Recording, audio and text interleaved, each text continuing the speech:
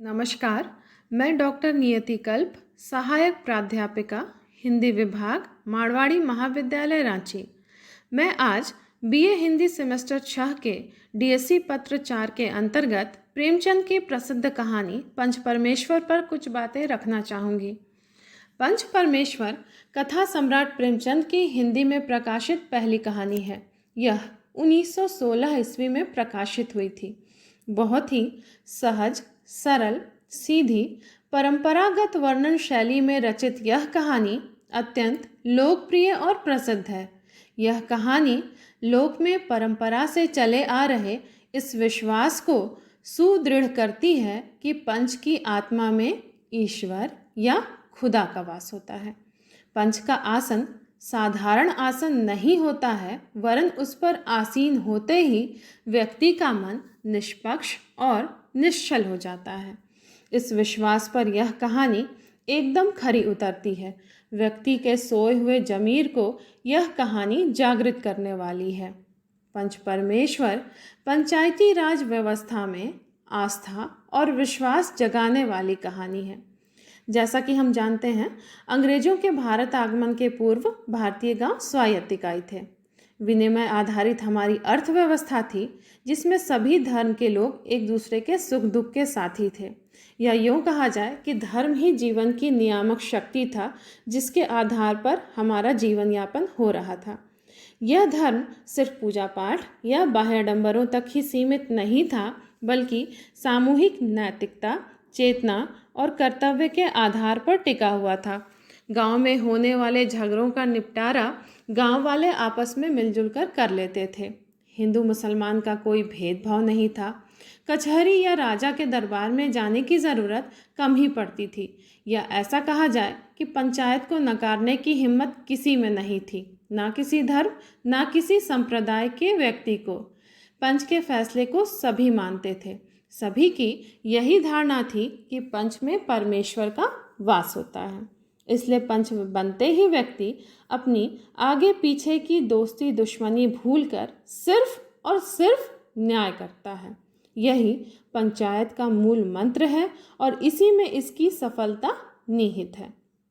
प्रेमचंद इस कहानी के माध्यम से हमें इसी पंचायत की गरिमा की याद दिलाते हैं, जिसे हम भूलते जा रहे हैं। प्रस्तुत कहानी दो साधारण पात्रों, दो मित्रों की कहानी है। जुम्मन शेख और अलगू चौधरी दोनों गहरे मित्र हैं। जुम्मन शेख के पिता जुमराती शेख दोनों के गुरु हैं।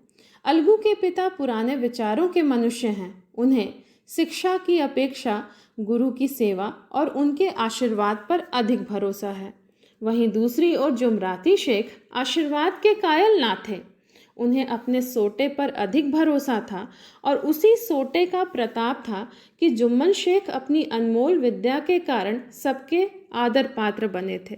यहाँ तक कि हल्के का डाकिया, कांस्टेबल और तहसील का चपरासी सभी जुम्मन शेख की कृपा के आकांक्षी थे। वहीं दूसरी ओर अलगू का मान उनके धन के कारण था। जुम्मन शेख की एक बूढ़ी खाला थी, जिनका जुम्मन के अतिरिक्त और कोई रिश्तेदार नहीं था। जब तक खाला की मिल्कियत जुम्मन के नाम नहीं थी, तब तक उन्होंने अपनी खाला की खूब सेवा की, उन्हें खूब स्वादिष्ट पदार्थ खिलाए। परंतु मिल्कियत नाम होते ही जुम्मन ने आंखें फेर लीं। जुम्मन की पत्नी भी कड़वी बातों से अब खाला का पेट भर देती थी। जब खाला के लिए बातें असहनीय हो उठीं, तब उन्होंने जुम्मन से अपने महीने के खर्च के लिए रुपए की मांग की।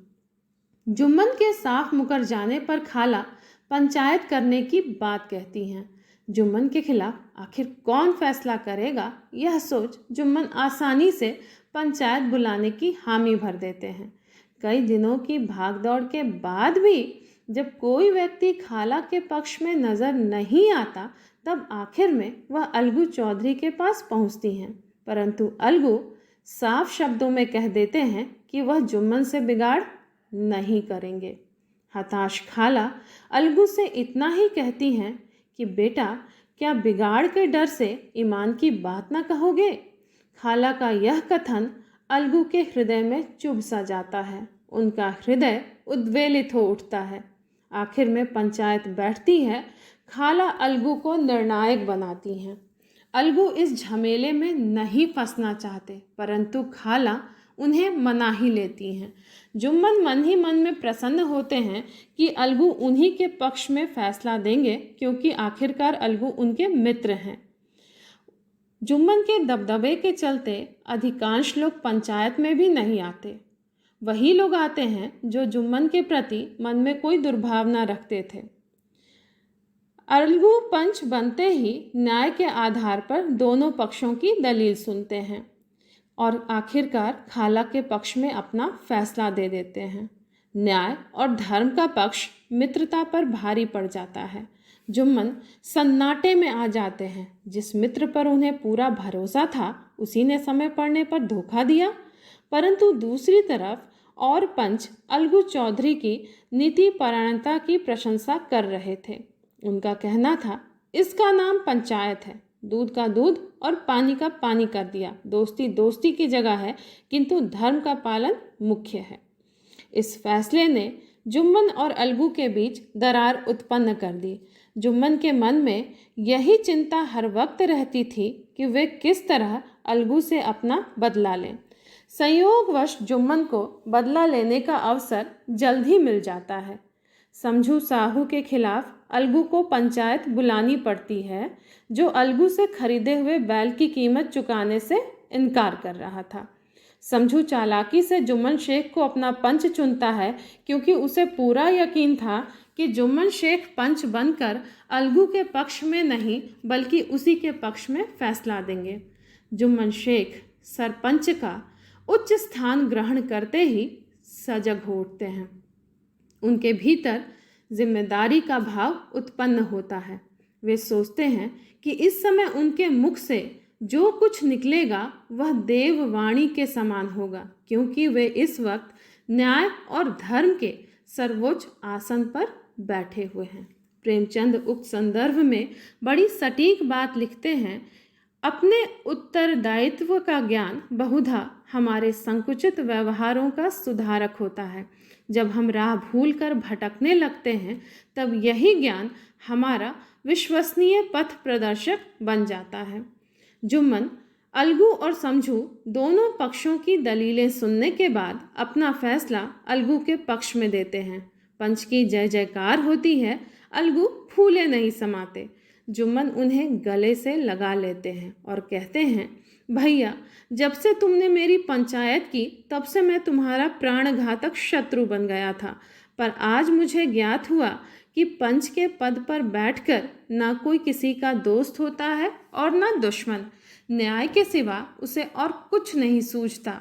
आज मुझे विश्वास हो गया कि पंच की जबान से खुदा बोलता है।